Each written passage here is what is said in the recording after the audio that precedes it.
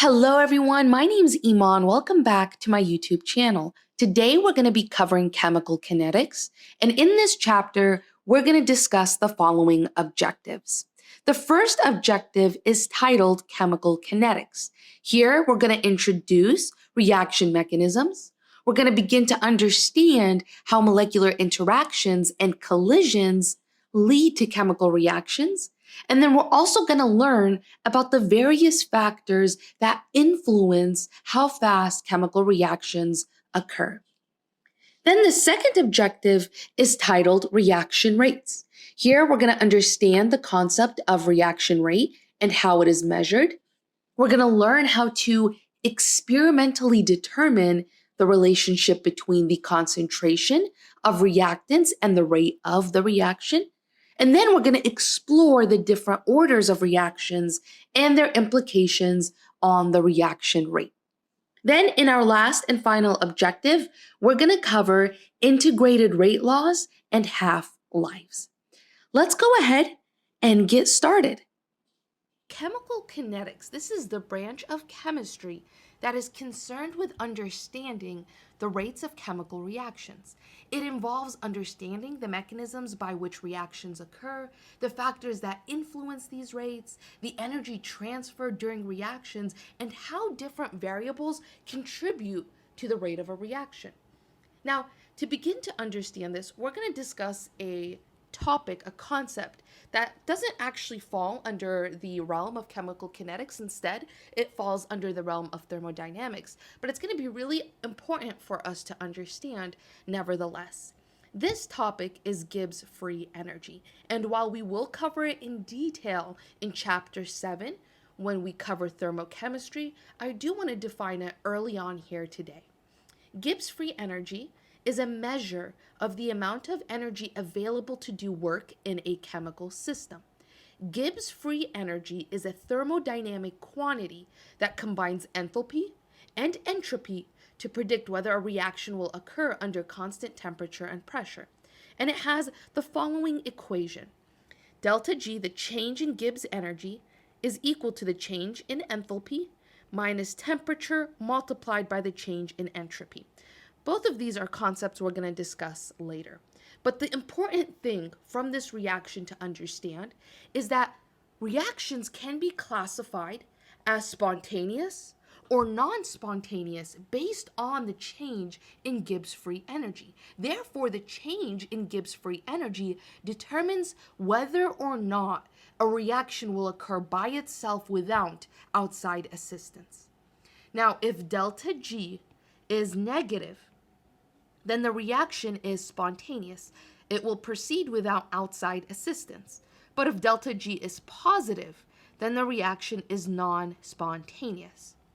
Now, it's really important to pause now and note that even if a reaction is spontaneous, this does not necessarily mean that it will happen or occur quickly.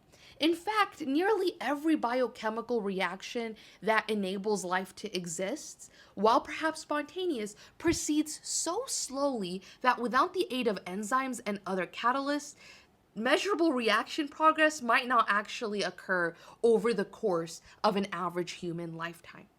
And so here, we've made a very, very important point.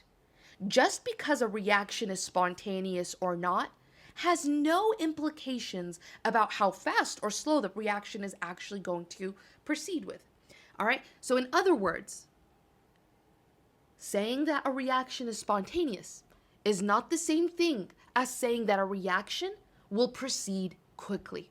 And this allows us now to explain the difference between thermodynamics and kinetics. Thermodynamics is concerned with the energy changes that occur during a chemical reaction, while kinetics is concerned with the rate at which a reaction occurs.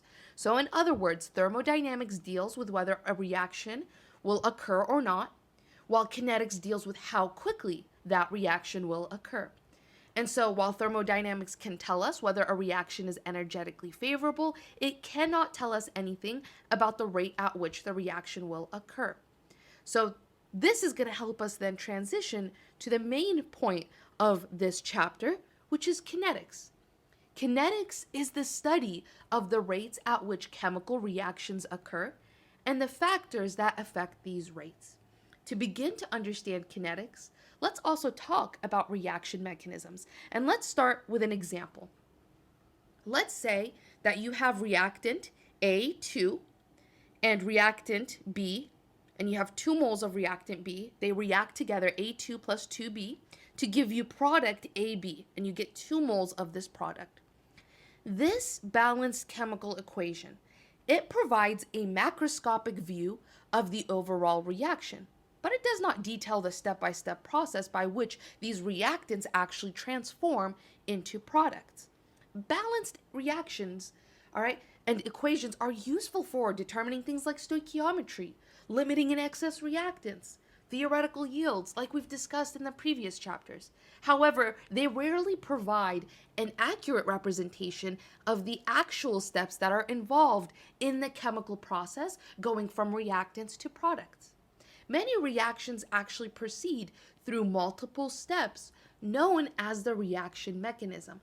And understanding that mechanism is really crucial for comprehending how and why reactions occur at particular rates. Now, a reaction mechanism describes the detailed process by which reactants convert to products through a series of intermediate steps. So again, considering this example we have written, this reaction suggests that 2 molecules of B collide with 1 molecule of A2 to form 2 molecules of product AB.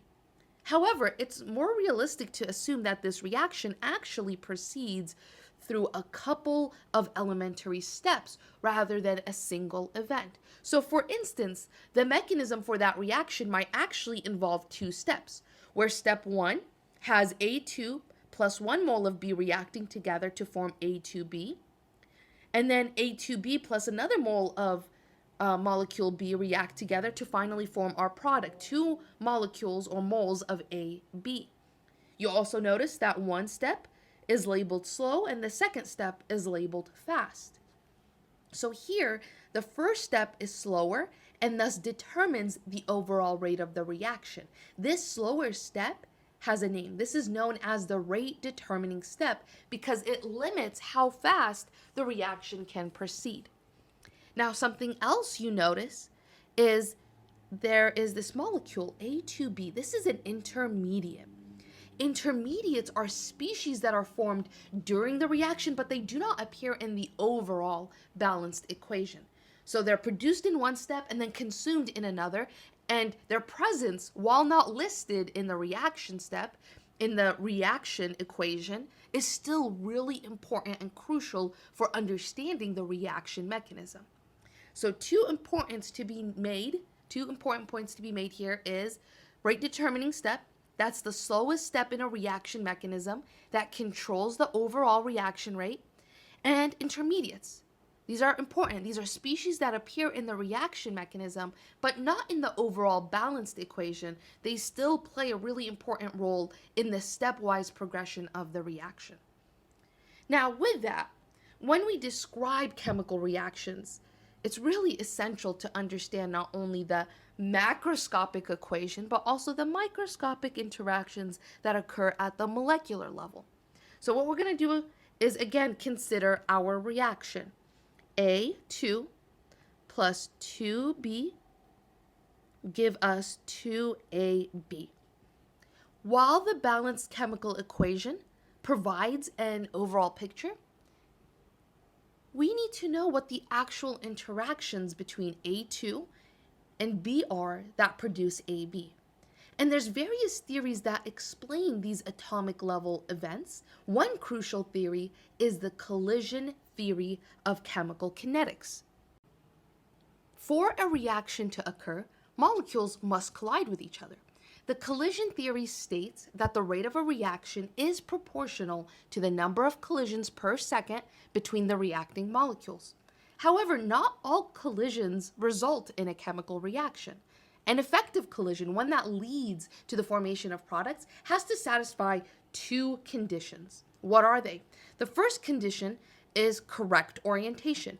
The molecules must collide in a specific orientation that allows the proper atoms to interact and form new bonds. The second condition is sufficient energy. The colliding molecules must have enough kinetic energy to overcome the activation energy barrier, which is that minimum energy required for a reaction to occur. Now, the activation energy, this is crucial in determining whether a collision will be effective. Only a fraction of colliding particles have sufficient kinetic energy to exceed this energy barrier, meaning that only a fraction of all collisions are effective. This leads us to discussing how we express the reaction rate. The rate of a reaction can be expressed using this formula. Rate is equal to Z times F, where Z is the total number of collisions occurring per second, and F is the fraction of collisions that are effective. Now, a more quantitatively rigorous analysis of the collision theory is provided by the Arrhenius equation, which is this equation you see right here. K equals A. A here is the frequency factor, which indicates how often molecules collide in the correct orientation. Then we have this E, this is Euler's number, all right? This is an irrational number like pi. It is raised to a factor of minus EA, where EA is the activation energy of the reaction, divided by RT. R is the ideal gas constant, T is the temperature in Kelvin. Now, the Arrhenius equation shows that as the frequency factor A increases, the rate constant also increases. Similarly, as the temperature T increases, the exponential term, this whole exponential term right here, becomes less negative, leading to an increase in K as well. And so the main point here to take away, higher temperatures and lower activation energies increase the reaction rate. Okay, so in short, the factors influencing collision frequency are the frequency factor. The frequency factor can be increased by raising the number of molecules in a vessel. More molecules means more opportunities for collisions. The other factor influencing collision frequency is concentration and temperature. Higher concentrations and temperatures lead to more collisions and consequently higher reaction rates. Now, the next topic we want to cover that will further our understanding of the microscopic interactions that happen during chemical reactions is transition theory. All right, so this happens to understand the microscopic interactions that happen during chemical reactions. Transition theory allows us to kind of visualize this better. When molecules collide with energy equal to or greater than the activation energy, they form a temporary high energy configuration called the transition state. All right, transition state or activated complex. In this state, old bonds are partially broken and new bonds begin to form. The transition state then dissociates into products, fully forming the new bonds. So you can kind of visualize this here. What did we start off with in our reaction? It was A2.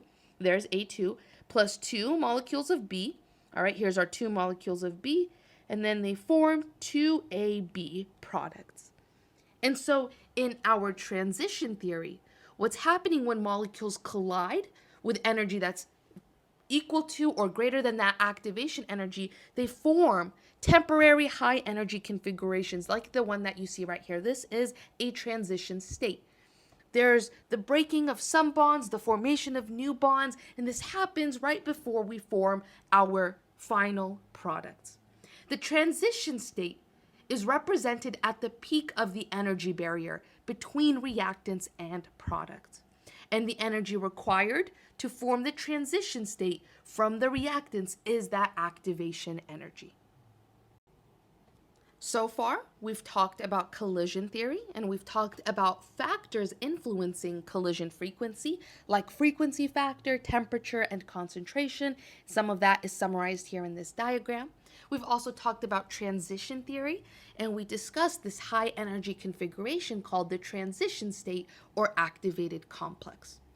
Now, to kind of elaborate on that transition state and to begin to visualize these concepts, chemists use free energy diagrams, also called reaction coordinate diagrams. They essentially plot the change in Gibbs free energy against the reaction progress from reactants to products. So here you see that the y-axis represents the change in Gibbs free energy, and the x-axis represents the reaction progress, aka time. Now here for this first diagram, what you notice is that the reactants have a higher energy than the products. Now, if you take the difference in energy between products and reactants, the delta G is going to be negative.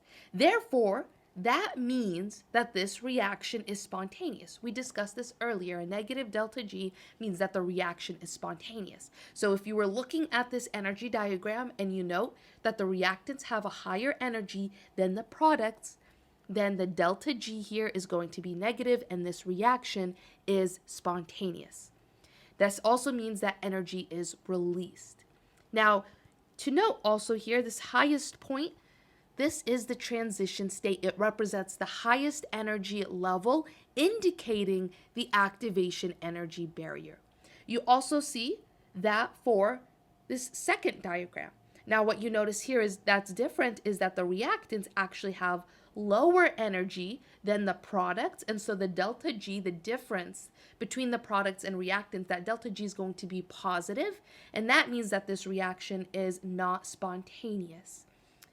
Again, this highest point here, transition state, represents the highest energy level, indicating the activation energy barrier. Wonderful. Now, by understanding these principles, we can analyze and predict the behavior of chemical reactions more accurately. And we're going to be revisiting this again in Chapter 7. Now, having discussed the foundational aspects of collision theory and how molecular interactions and energy barriers play a crucial role in chemical reactions, it's important for us now to dive deeper into the kinetics of reactions to understand the factors that influence how fast reactions occur. This transition will help us link the microscopic interactions to the macroscopic observations of reaction rates. To begin, I want to introduce the rate of reactions. We're going to elaborate on this further in the second objective. But the rate of a chemical reaction, it refers to how quickly reactants are converted into products. And understanding reaction rates is vital for controlling and optimizing chemical processes in various applications, from industrial synthesis to biological systems. Now, a rate equation, also known as a rate law, quantitatively describes how the rate of a chemical reaction depends on the concentration of the reactants. And the general form of a rate equation is as follows. Rate is equal to K, where K is the rate constant. This is a proportionality factor that is specific to a particular reaction at a given temperature. Then that's multiplied by the concentration of the reactant A, raised to a reaction order, M, multiplied by the concentration of reactant B, also raised to some reaction order. So here, A and B are the concentration of the reactants, M and N are the reaction orders with respect to each reactant. These are determined experimentally. Now, the reaction order indicates how the rate is affected by the concentration of the reactant.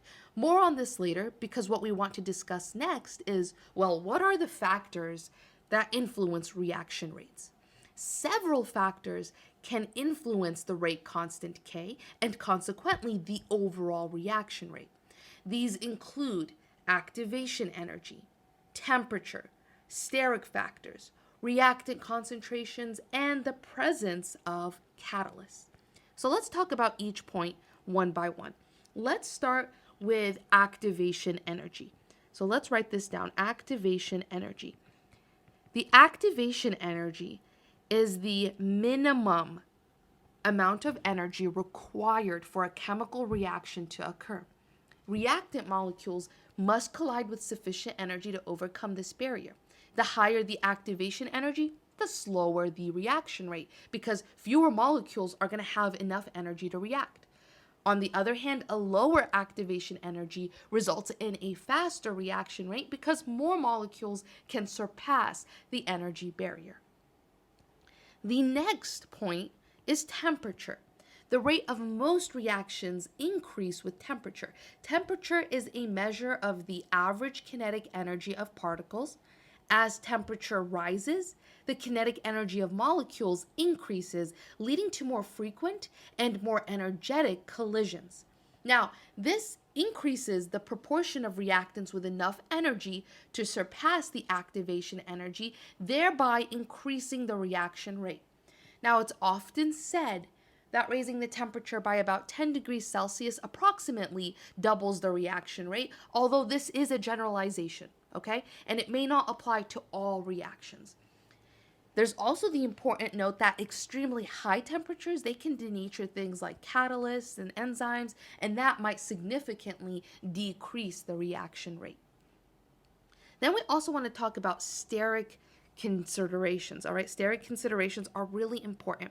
So steric hindrance, this refers to the physical obstruction that's caused by bulky groups within molecules that prevent reactants from coming close enough to react effectively.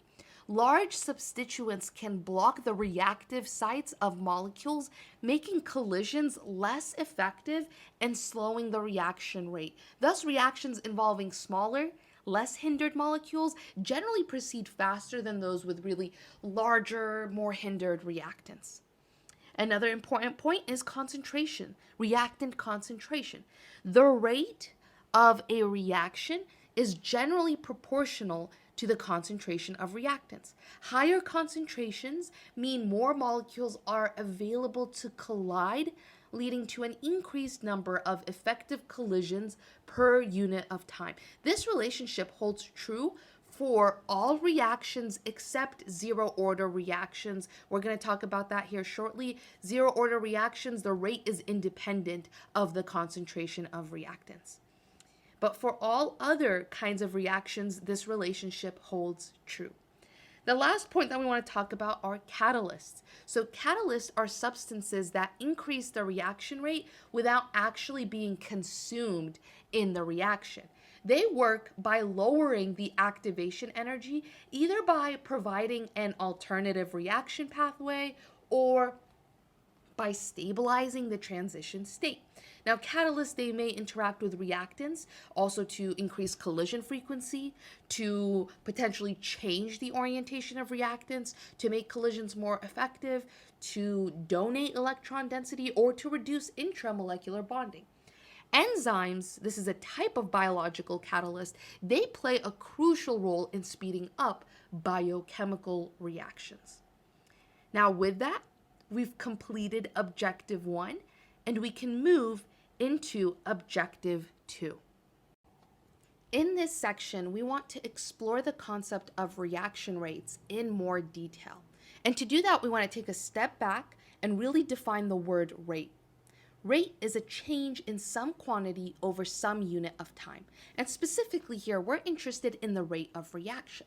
The basic definition of the rate of reaction is the change in concentration of reactants or products over a given time period. And so that tells us how quickly a reaction proceeds by measuring how much of a reactant is consumed or how much of a product is formed in a specific time frame. So then for a general reaction like you see here, where we have A moles of reactant A plus B moles of reactant B, giving us C moles of product C and D moles of product D, we can write the following rate expression here. Now here what we see is these are the concentrations of reactants and these are the concentrations of the products. All right, we're writing the change in those concentrations. And they're all divided over delta t. This is some change in time, some time interval. You notice that for the units, for the reactants, there's a negative sign. The negative sign indicates that the concentration of the reactants, A and B, decrease over time. And there's a positive value for the products because those are being formed over time. In addition, there's these coefficients in the denominator, lowercase a, b, c, d. These are to normalize the rate with respect to the stoichiometry of the reactions, and this ensures that the rate of disappearance of reactants and the rate of appearance of products are consistent with the balanced chemical equation, and that's why we can set the rate of these changes to equal each other. Now, to that point, for nearly all forward irreversible reactions, the rate of reaction is proportional to the concentration of the reactants, each raised to a power that reflects the reaction order with respect to the reactant. This is expressed in this equation right here. All right, we saw this earlier. Now, an important point to make here is that X and Y, we saw them earlier as N and M, whatever letters you want to use here, whatever order that the concentration of the reactants are raised to, these are called reaction orders. With respect to each reactant, they're determined experimentally. And this is important because reactions, they do not come with handy built-in speedometers, right? To determine the rate law for a reaction, we have to perform experiments where we measure the initial rate of reaction under varying concentration of reactants. And this equation captures that relationship. Now that we've introduced these concepts, I do want to pause and clarify the difference between the two expressions that we have written as rate equals something. All right. For this first one that we've written, this rate expression that demonstrates change in reactants and products over time, this is just a basic definition of the rate of reaction. It expresses the speed at which reactants are used up or products are formed. So for example, if you start with a certain amount of reactant A and then measure how much of it has been used over a specific period of time, you're calculating this type of rate. It just gives a direct measure of how fast the reaction is proceeding at any given moment in reference to either the reactants or products. Now, the second one that we introduced, this is our rate law. This is the rate law of the reaction. It provides more detailed information. So it's a mathematical model that describes how the rate of reaction depends on the concentration of the reactants. We also have this rate constant, K. All right, this is a proportionality factor that is specific to the reaction at a given temperature. We also noted X and Y. These are the orders of the reaction with respect to the reactants A and B respectively. These values, again, have to be determined experimentally. They indicate how changes in reactant concentrations affect the reaction rate. And so in short, the rate expression tells us how the appearance and disappearance rates of the products and reactants relate to one another. It's just a fundamental definition of reaction speed. And then the rate law over here tells us how the rate is related to the concentrations of reactants, incorporating the rate constant K, which is a proportionality constant, and or a constant of proportionality, and the reaction orders. Now, with all this new information, it's also important for us to discuss common pitfalls or traps and clear the air of that so we don't have any misconceptions. So let's begin that part now. The first common pitfall is assuming reaction orders are the same as stoichiometric coefficients. So one common misconception is the assumption that the reaction orders in the rate laws are the same as the stoichiometric coefficients. This is not correct. While stoichiometric coefficients indicate the relative amount of reactants and products involved in the reaction, reaction orders describe how the rate depends on the concentration of each reactant, and that actually has to be determined experimentally.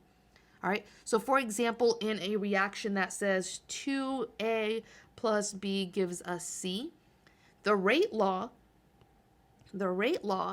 is equal to K, concentration of A, concentration of B, and then the stoichiometric coefficients do not determine the reaction order. We don't know what power to raise these to. We have to determine it experimentally. You cannot take this 2 and just place it right here, take this 1 and place it right here. These are not related. All right, the rate reaction orders, these have to be determined experimentally. The second common trap that students fall into is mistaking the equilibrium constant expression for the rate law. Okay, so don't confuse the equilibrium constant expression with the rate law. The equilibrium constant K expression relates the concentration of reactants and products at equilibrium. So this is where we say that K is equal to the concentration of the products, if we're looking at this general form right here, over the concentration of the reactants. This is not the same K as this. Those are two different things. Do not confuse those. Each reaction also has a unique proportionality constant K. The third mistake, and actually I kind of just said it, is mistaking this K in our rate law as a constant that is the same number for all conditions. All right, that's a frequent mistake to assume that the rate constant K is the same under all conditions. K is actually specific to a particular reaction, and it can also vary with temperature and other conditions. So that's why we didn't assign this K a value like when we introduced Planck's constant. That was a real constant. It has a value that is the same all around. We gave you the number for that. K here, we don't have a number for it because it's different for every reaction and for every condition. Our last common mistake that we want to talk about is assuming equilibrium principles apply only at the end of the reaction. So many people incorrectly believe that the equilibrium principles are relevant just at the end of a reaction. In reality, equilibrium concepts describe the balance between the forward and the reverse reaction, and that's a dynamic process that occurs simultaneously. Equilibrium can be achieved at any point where the rates of the forward and reverse reactions are equal. And so even during the reaction, the system continuously adjusts to approach equilibrium, not just at the end. Now, keeping that in mind, all right, and before we dive into an example problem, I just want to reiterate some really important points here, all right, our takeaway message.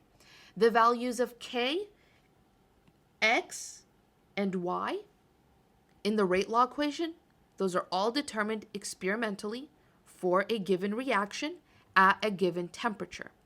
The rate law is an empirical relationship that shows how the rate of a reaction depends on the concentration of reactants. When you're given experimental data on the MCAT, like we're going to see in this first practice problem we're going to do, you may be asked to determine the reaction order. Typically, the initial concentrations of the reactants and the initial rates of product formations are provided in a table, and the steps to determine the reaction order is as follows. First, you're going to identify a pair of experiments. You're going to look for a pair of experiments where the concentration of one reactant changes while the concentration of the other reactant remains constant. Then, when you've identified a pair of experiments like that, you're going to analyze the rate change. You're going to observe the change in the rate of product formation. Any change in the rate can be attributed to the change in concentration of the one reactant. Then you're going to determine the reaction order. Use the rate changes to determine the reaction order for each reactant, and this involves comparing the ratio of the rates and the ratio of the concentrations. And then finally, you can calculate the rate constant K. Once the reaction orders are known, you can use the rate law to solve for the rate constant K. All right, now that's a lot of information and that's a lot of steps to keep in mind. Let's put it into effect by tackling this practice problem together. For this example, we're told, given the data below, find the rate law for the following reaction at 300 Kelvin. We have A plus B gives us product C and D. Now, the first thing that we want to do is we want to compare trials to determine the order with respect to B. We are just going to start with that. All right, so what we're going to do is we're going to compare trials 1 and 2. All right, And that is because here in trials 1 and 2, the concentration of A is kept constant, but the concentration of B is being changed. And that's exactly what we were saying earlier. We're going to identify a pair of experiments where the concentration of one reactant changes while the concentration of the other reactant remains constant, so that we can figure out the order with respect to one of the reactants. And we're going to actually do it for both reactants, but we're just starting with determining the order with respect to B. And so trials 1 and 2 are perfect because the concentration of A remains constant at 1 molar, while the concentration of B is doubled.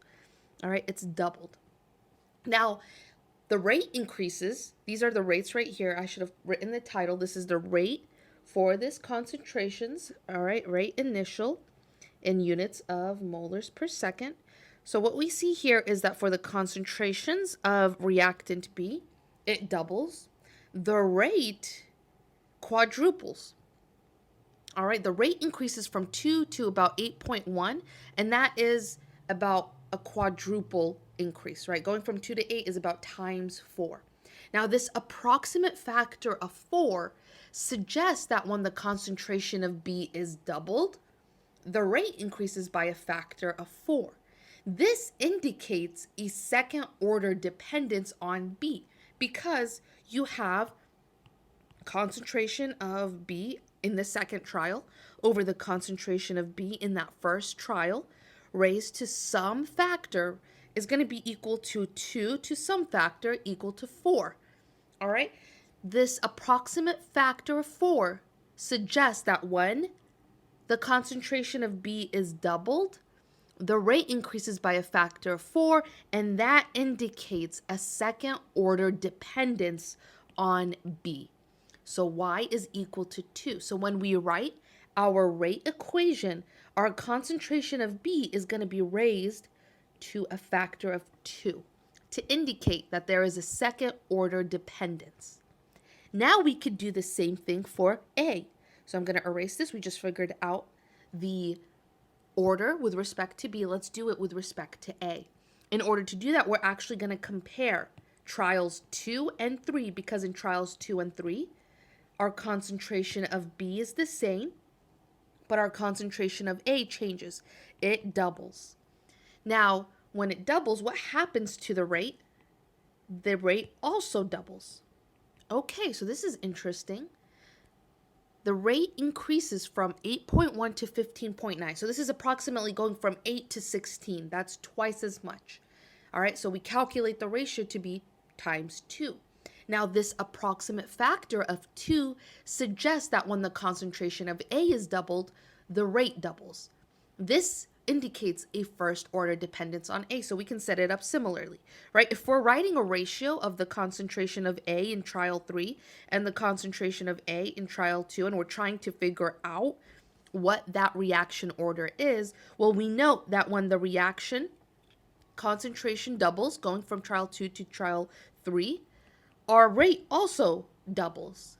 And that means X here is equal to 1. That is the reaction order for A. So when we write A, we raise it to power of 1 because there's a first order dependence on A. Okay, this is good. This is getting us somewhere. Now we can kind of write the rate law for ourselves. So this is going to be equal to rate is equal to K multiplied by the concentration of A raised to the first power multiplied by the concentration of B raised to the second power. Now, the last thing that we have to do is actually figure out the value of K. How do we do this? Well, we can use any set of data to solve for K. So for example, we can use trial 1. We can plug in values to figure out K. How do we do this? Everything is given to us. If we're taking trial 1, we can take any trial, by the way. I'm just choosing trial 1. We can put in the concentration for A here, this 1 molar. We can put in the concentration for B from trial 1, also 1 molar. And then we can put in the rate, 2 molar per second. And then we can isolate K to solve for it. So we're going to put in the values that we know, equals to K multiplied by 1 to the 1 power and 1 to the second power.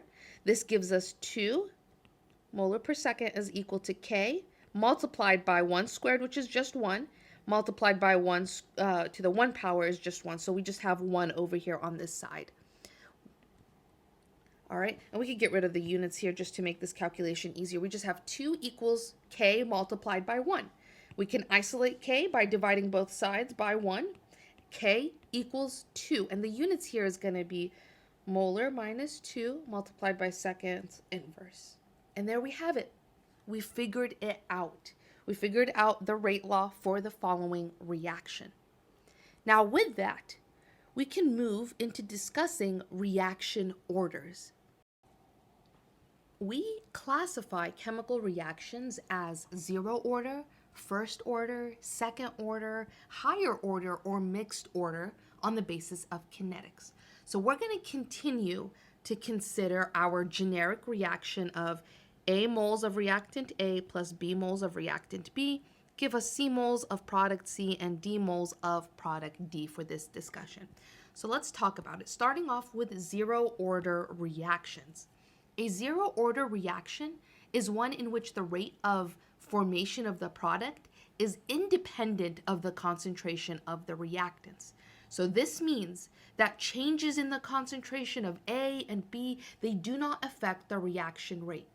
The rate law for a zero order reaction is equal to concentration of A raised to the 0 power, concentration of B raised to the 0 power. And you know, anything raised to the 0 power is just 1. And here, K is going to have units of molar per second. And in this case, the rate constant K is the only factor that determines the rate of the reaction. Now, we can also talk about temperature and catalyst in reference to zero order reactions. The rate constant K is dependent on temperature. Therefore, the rate of a zero order reaction, it can be changed by altering the temperature. Additionally, adding a catalyst can also lower the activation energy, and that would increase the value of K. Now, graphically, we can plot the concentration of the reactant A versus time for a zero order reaction. It's going to result in a linear graph, and the slope of this line is going to be equal to minus K. All right, the slope of this line is equal to minus K, indicating a constant rate of reaction. So that's our zero order reaction. What about first order reaction? This is one where the rate is directly proportional to the concentration of a single reactant. So if the concentration of the reactant is doubled, then the reaction rate also doubles. If the concentration of the reactant is tripled, the reaction rate also triples. The rate law for a first order reaction can be written for our generic equation, A moles of A plus B moles of B give us C moles of product C and D moles of product D. It can be equal to K multiplied by the concentration of reactant A to the first power, or maybe it's dependent on reactant B, so we can also write a first order reaction rate for this generic chemical equation as rate equals to K multiplied by the concentration of reactant B to the first power. So either or, depending on which reactant our first order reaction actually depends on. Can go either way. All right, now here K has units of seconds inverse seconds. The graphical representation here, well, we can plot the concentration of reactant A versus time for a first order reaction. That's actually going to result in a nonlinear graph. So it's going to look something like this instead. But if we plot it for the natural log of the concentration, like you see here, versus time, that actually yields a straight line. And the slope of this line is minus K, indicating that the rate of reaction depends on the concentration of the reactant.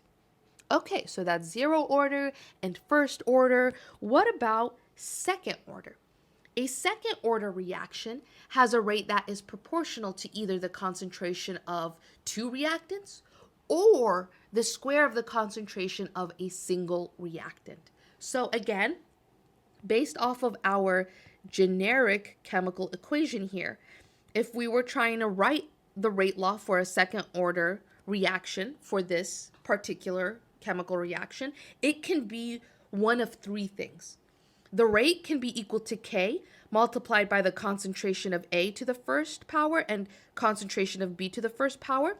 This is a second order reaction because the sum of the coefficients here, N and M, or X and Y, right, the reaction orders, sums up to 2.